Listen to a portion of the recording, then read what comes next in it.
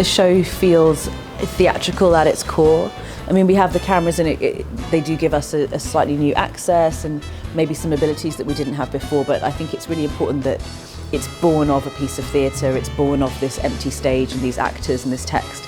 That feels like the absolute heart of what we do and what we're good at, and so it's about finding a way of having that experience that we're all missing so much of sitting in the theatre come to life and using the cameras to do that. It's been nearly a year now since there was a live performance in this venue, so I think by us making this show at the moment and audiences watching it, we're all helping resuscitate, revive, rescue, keep theatre living. It literally feels like you're writing with your left hand. It feels like you don't know where the audience is, but we literally just had to go back to the drawing board and just tell the story. So it's been a lot more intimate this time around.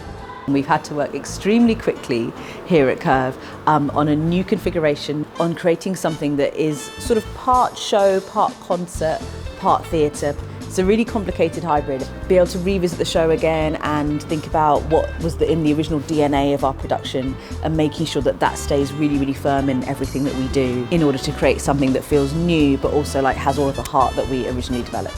So we discussed leaning into these topics like mental health, because a lot of people have obviously suffered that in the last year, and just to make it more accessible, more personal. Whereas, these themes are already in the show, but we thought, do it justice and lean into it a little bit more and highlight certain moments.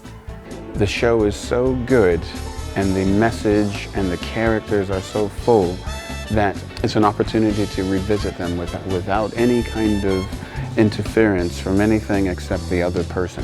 It's so important for so many reasons. It was a story that I was so familiar with. It's a story that my mum loved, so that's really important to me. But it was my first professional job, like out of drama school. So there's just so many, important things attached to this. It's kind of like being shot out of a cannon.